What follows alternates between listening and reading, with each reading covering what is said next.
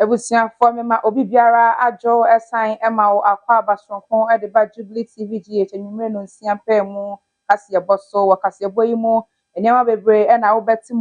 e wo mu sem His Excellency Nana Dankwa Akufo-Addo e de nsemi abotom montiri mu a o kire sem John Dramani Mahama oye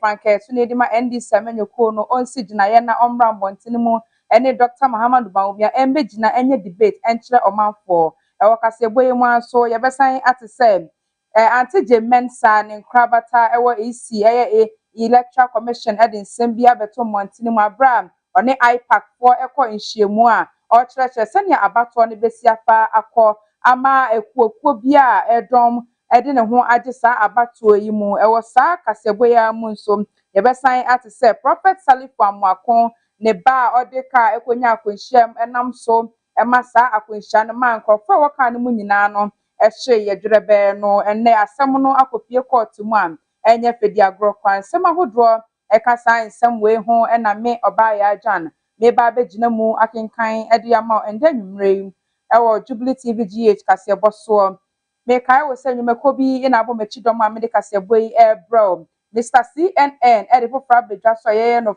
photography and videography upese wuntra mfoni ben ene na Mr. CNN be dimu akagina mu e dia mam obeboa e ma wonfoni ya wu twa wo ayi ase engagement ase wo UK wo London wo US wo Ghana ha ehe na wo wiase ene dia Dr. CNN be modin aba na obedi uduma no ama okama pay angel enso esika crowd about time bia abama obi biara pesa onye mobile app transaction ene na pay angel na make am for e dia mam opa akoshe nsuo mu ebo ase be bia be hye bia no pay angel etumi ye adwuma wo pepepe o twan den call store ho wo phone so say iPhone and as Android we download the app no wire transaction bia wo pe e wo wiase fa na ba bia eso Herbal Hospital and so hospital pon aba ma obi biara ne yawe no ache ayakwa akro eso say fa bedan no betu ase kunde ede amam Resem Enterprise and so enyumako bia aba ma obi biara pesa onya shipment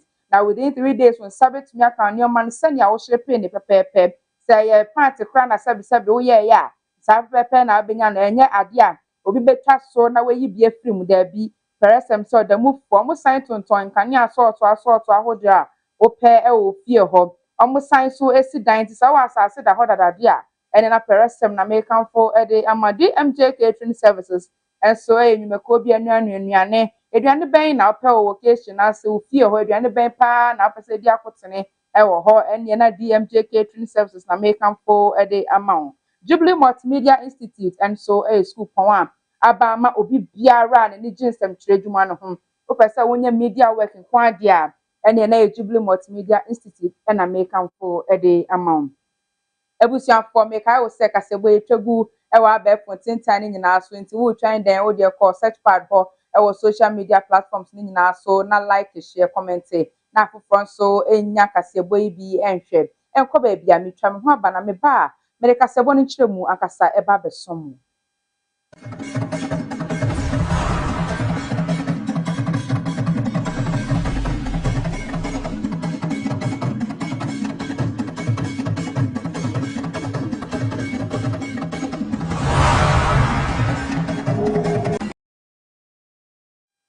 Oman this year me sign Emma obi biara akwa abasronkon e de ba Jubilee TV GH enwumre no nsiampa mu kasebo na wakasebo yi mu enya bebre na obeti ewom na dia edi mu tintima pa enie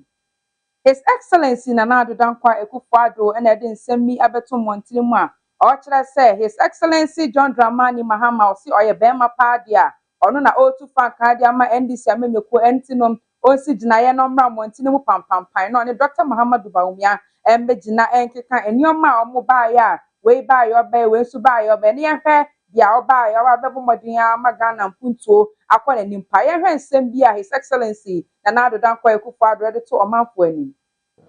whose word can be trusted, who is consistent and who is clear-minded.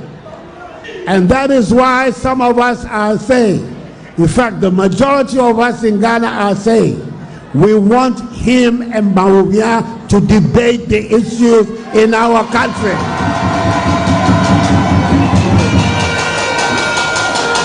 Why is John Mahama running away from the debate? Bawumia says he's ready any day for the debate. Why is Mahama running away from the debate? The people of Ghana deserve the debate so they can see freely who is doing what and saying what and representing what. Mr. Mahama, which is which? What should the Ghanaian people take from you as your position on the Free Senior High School? Is it safe with you? Are you going to continue it, or you're going to review it? Are you going to cancel it? None of those do we know from you. Nobody should be allowed to be president who cannot answer these questions straightforward. Yes or no? And Sema His Excellency Nana Dankwa Ekufuado Edoto and Montinimu said, Oman for Enya Brepa na His Excellency John Dramani Mahama one Dr. Muhammad Bawumia Embejina Akai and Momadia Obia Mie Semu and Fancher Oman for na Ghana Manina who say way by no say na wabena way subai no abe say no mu and His Excellency Nana Dankwa Ekufuado said John Dramani Mahama His Excellency Osaya Franke to the ma NDC amenyuko no onya saa kukudro no na omeye saa ade no yebetwa so a de akọ NDC for akachem His Excellency John Dramani Mahama na ode nsem bia beto na probo mu a o kyerɛkyerɛ manfo sem Nyankopon ya na dom na so san ba aban mu a obede nhye papa ebegu ho ama ekuafo esan sem se no kua no ayetare kakra nanso Nyankopon ya na dom na se oba aban so a obetumi ama enkrofo kwa aba wefuom na oma beduadua no ba ye ediamo eno beboa ema mpuntuo abakraye mu pa ye hwe nsem ni bia John Dramani Mahama His Excellency Osaya Franketuni edema NDC amenyoko na de tu dwa na problem. The Farmer Service Center has. Each Farmer Service Center has 15 tractors. It's got plows, it's got harrows, it's got planters, it's got ridges, it's got everything for mechanized farming. In the past, we used to call them mechanization centers. That is what we used to call them, mechanization centers. But this time, it goes beyond simple mechanization. Because apart from tractor services and mechanization services, that is where if you are a farmer and you are registered with the Farmer Service Center, that is where you go for your subsidized fertilizer. That is where you go for your weedicide. That is where you go for your pesticides. That is where you go for your improved seeds. Everything that you need for farming, in addition to tractors and mechanization services, will be at your Farmer Service Center. When you register, they will come to your farm and measure your farm. We want to know exactly what acreage you are planting. Aside from that, we want to know what crops you are growing. Are you growing maize? Are you growing yam? Are you growing cassava? Are you growing beans? Are you growing granules? Whatever you are growing, we'll register it. So at the beginning of the farming season, if you are a farmer who is registered with the Farmer Service Center, you go there. If you want a tractor to plow for you, they'll come and plow for you at a low fee. We're not going to charge you 3.5 million like the private tractors have been charging. This one will be lower so that you can make use of those services. They'll plow for you, they'll plant for you, they'll give you improved seeds, they'll give you your fertilizer, everything that you need for your farm. His Excellency John Dramani Mahama Osanya Franketuni de ma NDC amenyoko no e na ode ne nsem bi eto na problem a o kyerɛkyerɛ sɛ Onyankopɔn ya na dom na so san ba aban mu a obɛhɛ na ekuafo no waye omadroye aboa mo pa na impuntuo aba kwaye mu pa esan sɛ ano de kwaye no ayi sɛ emu ayetare kakra no mu e na kyerɛkyerɛ ne nsem mu e wɔ na problem yegusua ejina NDC nkrabata hɔ na Professor Nana Jane Oye running mate Edema John Dramani Mahama His Excellency Osaya Franketuni Dima NDC amenyoko no de nsem bi abeto na problem a o kyerɛkyerɛ manfo sɛ emra ne so na so mo kwoto aba Mamadi Rom who ento abano enfama John Dramani Mahama any NDC amenyuko no esan se omo enampunto ebe free aba omomo na we sa in same way okan wo abra okona problem e wo bono mantem ho ye hwe se ne ore ne nsem no etudwa no din si oba no dey yar sabia ba na sukun so na akwai so airport apapa bi sa na ekono dia meme ye no so so ba wo dia wo enye ntokwa enye me behunahuna enye na me be fa nkrofo ama ahomachi ba ma so afufie edu akoto beebi enye nu nti ne to aba ya to aba se mpuntumra enu nchi na oka kire omanfo se wonu entwe won ho se obi e de sika beba be hye nipa kutupa so won koto aba ma no wo se sika ndie munyini na mum monnya mo adwen se nya de a mo beto de ama wo mu so mo de sika be hye mu se de NDC amanyokuo ahyebo se 24-hour economy obeba be ye ni ama unemployment wo mu nya adwuma nya bi emma ebenya wo mu development bank eni ne keka ho nyina na emma so so nya ba bi agina no wo mo ani abrepa so mo be se ya no ye to no se o ma no be kwa nanim eno ni asampa me pese bidija obia na sabi enyina so yeti ase enti anye se na problem sika sa sika na betima ya makwan ana betima si school ama me ba ebe ma me ba ko school papa ebe be ko je double track no ko ebe no be ko school da premier no betima fi ko so me ensa no e ka ba na chance we ene nsema Professor Nana J no ye running mate edima John Dramani Mahama His Excellency Awsan ye fanka tuni dima NDC amenyuko no ensema hodo de gu na problem abra okọ bono mantemu na ochreche ni nsemu achre omanfo se omonto abano emfa ma NDC amenyuko ne sanse omoho na mpuntu obefimu aba omukro no sopa enumu ensem na ye hwe no sesia no ye nane ye ni emfa hwe Ghana Freedom Party openipa odisa ekoye nimu a osan ye fanka tuni ye de ma ekoyi ekuadonko na de nsem bi abeto montini mu kire se His Excellency John Dramani Mahama Kona Proboso no okeka nsem bi na ono ahwa we di odi ekuadonko na so on peso bebo ni dinti na ese oka achia ne bisa eno ho na ekuadonko ahwe na odi John Dramani Mahama His Excellency akojina adakem e court se o siu na na se o jene ho sika 2 trillion Ghana cedis sika no ebi na oje e wone ho na enumu na John Dramani so ejina ho ọkan nsem ebi efa ye hwesenia san nsem yi ekoso e wo court dem ho Lotin na hyehyɛ so amanyoku ahodo a wogina sɛ Ghana fo nto wɔn so aba na bibia koyi amra sɛ wodwa dubre ɛna ɔmampanyini de bre no abato komisa hyehyɛ ye no oda number 1 oda number 2 no oda number 3 na ansa na kora no na nipa dodo na mpo ekokɔ faale ye sɛ wɔn so no kɔdɔ sɛ wogina ne ye to wɔn so aba na dodo na abato komisa kyerɛ mu sɛ kwan a wɔfa so no wɔfele wɔn form so no mu duro mpo no ensɛm fata sɛ wogina sɛ ye nto wɔn so aba mpo sɛ ɔmampanyini enti dodo na ye disqualify wɔn edifiri mu owura Bernard Mona opanyini na wogina PNC amanyoku ni di mu na wapere ɔmampanyini de bre ni bi ye no edi efirimu na we na enka ne Ghana mampani na po bu mu kokopie mu baabi na wokasa da tudwa se abato komisa wadi ne ho ya papa esanse wo nipa bi abato komisa disqualify o modi afiri election mu a nipa bi ho no mu odu na wo koyi Bernard Mona di firi mu afiri PNC so di firi mu na kokogya amanyokuo bi firi ewo mu a na chesa abato komisa se bi mpredua asa adwuma na wo ye no kora no unhu so na ense mo enka ne Ghana mampani kae no na maame akwadonko maame na ejina Ghana Freedom Party amanyokuo ni di mu no ono so wodi apre mampani di bere bi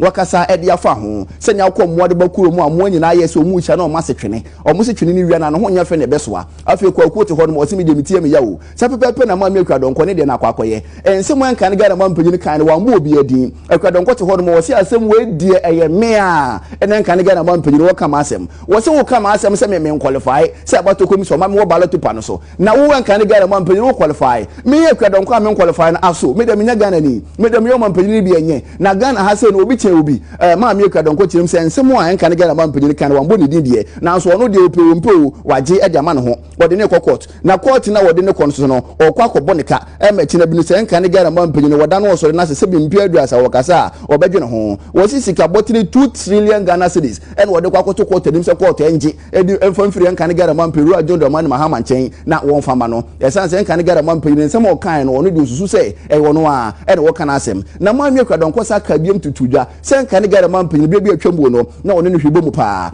na owura atamel se enka ne Ghana mampanyin ofiri mu no okan ya ka se enka ne Ghana mampanyin John Dramani Mahama ne wuo no mpo no ne nsa ewo mu bi ma me kwa donko chirim se onim ne pa wono no tese o magura che o madidi ache o manom ensuo ni ade ache entini se wo ka se Professor Mills wuo no enka ne Ghana mampanyin nim hu bia na wono nso onim ni awoka aso se wo de otimi bo ne di ka san sem we de fa no ho no de wo be court anaso won fa court de ebre ene nkrabia na be kire na so nyina mu no ma me ekwadonko chirim se wo de enka ne Ghana mampanyin ekwa kopiem e wo court na wo bo ne ka 2 trillion Ghana cedis na quarter hwe na waji e de ama na san se wakeka nsem bia osusu se e yo na ase ensema ma me ekwadonko e de abeto montini mu e kire se John Dramani Mahama oye panketu de ma NDC amenyeko ne excellency ensem bia okwa promo a oka ye na kamya ye se oka de atwi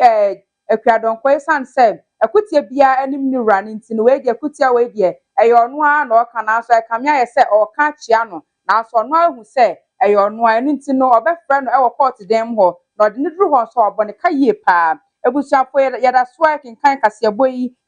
twagu life e wa be fontentan ni nyina so like share comment na afoforo so enya bi enhwe ye be ko isi mpeswa so electoral commission na kache ho na mami jemensa ewo na sanya mami jemensa share da say or print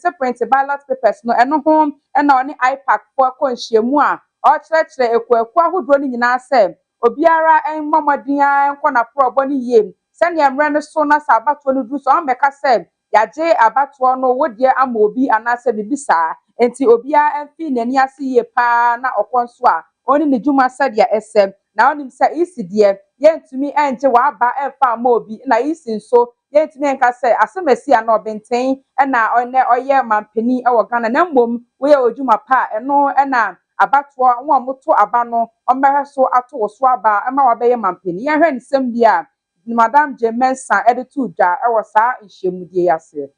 Never make anybody a president. Yes. And I think that we all know that around this table, and therefore we should not peddle misinformation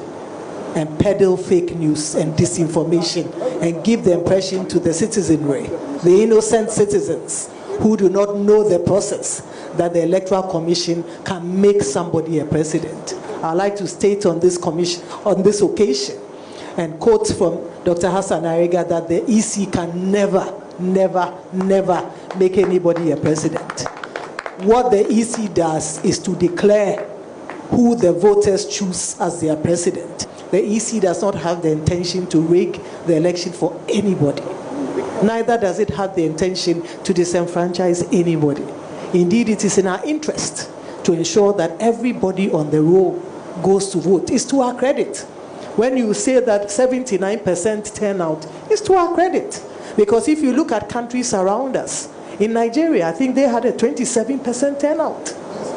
27, very, very, very low. It doesn't meet international standards. So it is to our credit. So we like to disabuse the minds of Ghanaians that the EC has any intention of disenfranchising anybody. It is not true.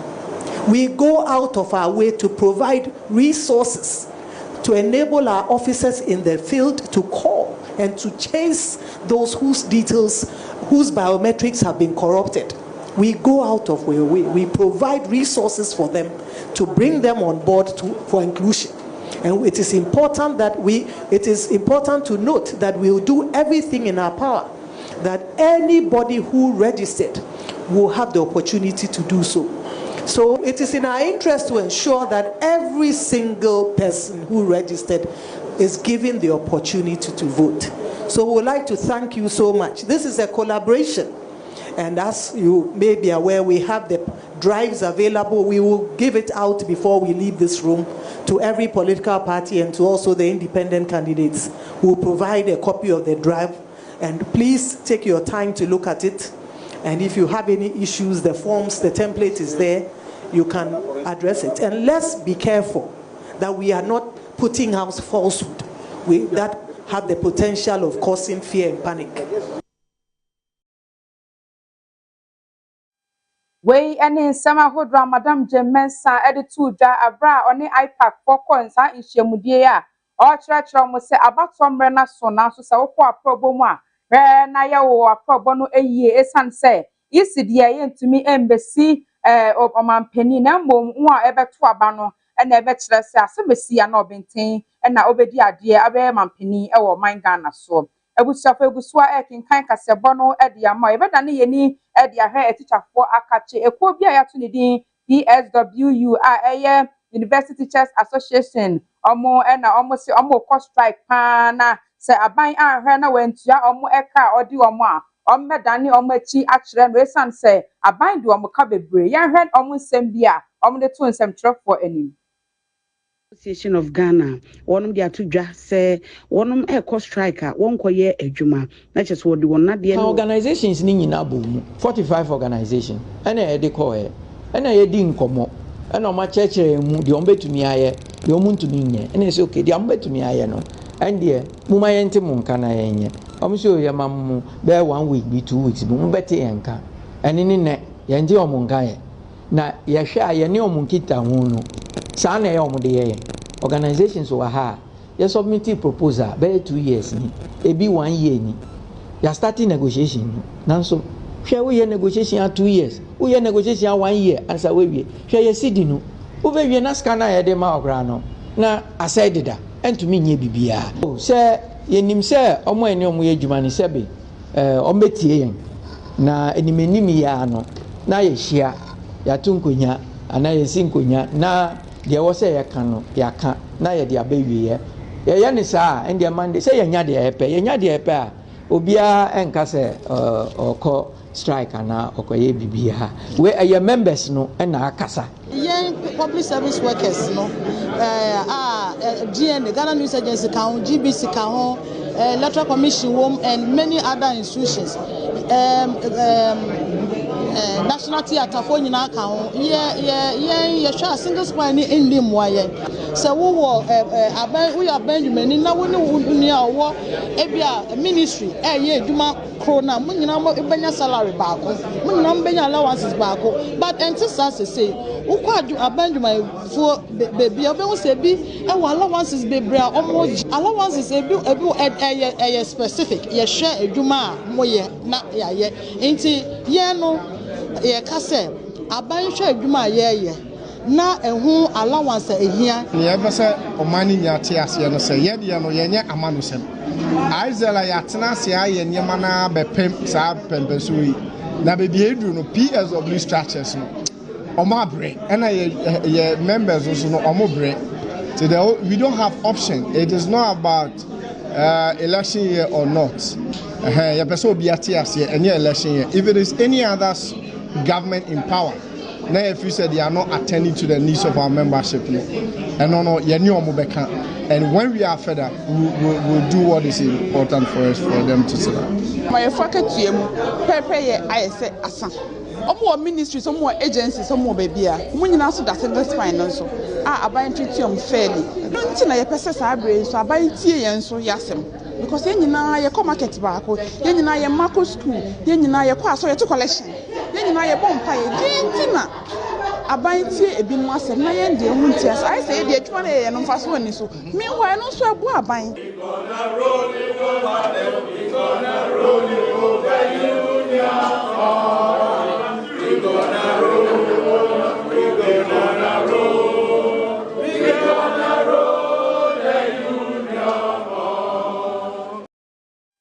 We any in summer who drop PSWU for other to aban nim say almost na da some pen toton and pen no adia any musika aka ne nchen bia no aban ensan emfa ma omo enya sadia ombo modin akọ striker omo betina fia omo enya adwuma kasebona eguso a eto aso yemeda ne yeni ahwe nkan pumpuni mantemu akwanhia bia esi wo East Legon na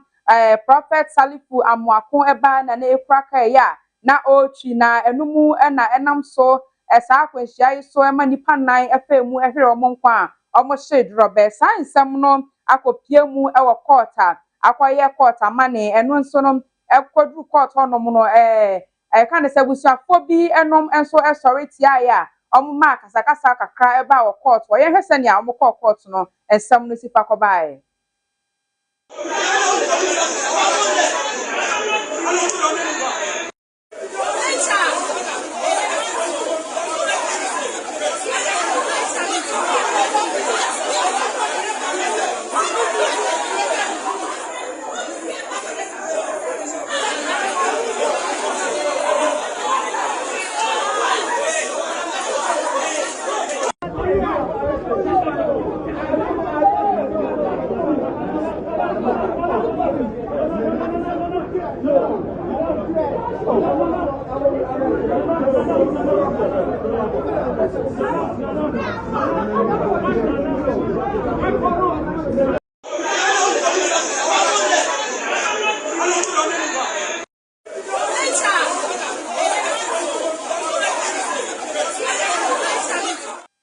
Wei ene mente me ho ase bi a ekoso ewo court anim ho abra omode prophet Salifu Amuakoba akwanhyia a ekoso ewo East Legona enam so ema nipa nan ebo omode a ehye dwerebe no eno na eho nsem court a mente me ho ase bi ekoba ya ma abusuafo no ema ntawantawa kakra eba omu nsem eno na etwagu sesia na abusuafo kaseboyi no esi mekai wo se like share na afoforo nso enya bi enhwe enyumeko bi ena bo machidom America seboyi ebrel DMJ Catering Services enyumeko bi anuane aduane ben na afesa ye anuane ma one na mekanfo DMJ ena ede ama DMJ ewo Madina Power Line ho ena obehu DMJ joma hu me ya oje from na omeba be ya omo akese pa 0273 061 860 0273 061-860 DMJ Catering Services na mekanfo ediyama Jubilee Multimedia Institute and so a school power abama obi biara opesa onsu ansem tredwuma no opesa wonye DJ anase media ethics then na opewe ansem tredwuma no ene na mekanfo Jubilee Multimedia Institute and ediyama Mr. CNN edefo fra bedwa so a opesa wontwa camera na then na opesa wonye ene videography na photography bia occasion bi a wo ye no eno na mekanfo ediyama friend Mr. CN na dodo na friend Dr. CN no de friend no o friend no beje so kama sa wo hye efa country bi a wo de friend no keke friend no WhatsApp ana normal call kra no o fra Dr. CN beje wo so abaye wo dwumedie na ma kama +164 6833 6194 +164 6833 6194 Mr. CNN babe di ujumedie na ama kama be hu mfoni a eni da ho yie pa pay angel enso sikakra bi aba opesa wonya ene transaction bi adia ene na mekanfo pay angel ena edi ama fa ho ni be bia wo hye obetumi akohye bi bia wo pe wo wiase afa na ba bia na so obetumi asan ma ne sika de afa ba bia ko ba bia emre bia wo pe no eno nti na mekanfo pay angel edi ama eso Herbal Hospital enso hospital bia aba Masama Stadium Junction oyare na chaye kwankro ene na eso se bre no tu oyare na se emma oje omo number o de frɛ no 05555 no 42925 05555 no 42925 pay eso Herbal Hospital eso oyare na chaye kwankro bra no tu ase emfama Parasem Enterprise and so enyumeko bia aba ma obi biara person shipment emfa ko wiasa fa na ba bia no within 3 days when sabetumi aka onyoma pepe sani a ope no omo sign tonton kane asort ahodo bebre kane aben na ope wo fie ho office wo dem ho wo di oma be hye san kane ni nyina e di amam omo sign bode ko papa wo obi bia o ye occasion ana wasi dan ife se wonye renovation ana dan no mpo no wasi ye no ntimi nto akonya bia mpo nsi mu perese mehwe no matoto ni nyina e di amam enya no nkuto so na omo ye wo asase da ho pese won fansi dan a perese mehwe so edi huduma edi amam kaseboy a etwagu ye nsema hodra edi mu akotene ebi ni se His Excellency Nana Addo Dankwa Akufo-Addo edi nsem bi to montini mu a ochro manfo se John Dramani Mahama His Excellency Osanye Frank Etuni di ma ndisi amenyuko no Osi oye bema dia omra montini mu no ne Dr. Mahamadu Bawumia oye franketuni edema MPP amenyoko no emra montini mu no meyi nsema no na omanfo hwe nia obomodi abo adwuma ewo Ghana ha. Yesan eda ne yeni ede hwe ekuo bi a yefra no GFP Ghana Freedom Party a ekwadonko na eda no osem anano John Dramani Mahama franketuni de ma NDC Excellency corner probo so no okeka nsem bi a na wo hwe asem we de ekutia bi anim niwra eno ho anu yie na madam kwadonko so ama ne ho muaye se sansem na okan ye no onim se odi ono an to no so ebe frɛ no ewo court ma akototo na no na enu mu achi no obebo ne ka yie pa wo sa kase boya mu nsom yesan ete Excellency John Dramani Mahama osan ye franketuni de ma NDC amenyoko ne de nsem ya ba montiri mu sanya kopon ya nadom na so osan ba aban mu obehwe na ekuafo adwuma no aye very easy ama omo etese bre enim kra ope kra betumi abebiabia okoko ne wo no baye nyina ede ama na sika kuma bi na omo beje sanse nhyehyɛ kakra bi na eda ho me a mebegina kasebo mu ekenkan ema o medin Obaya Jan medam producers me MCR say me director me cameraman me do bibiara say me da won so asese wo je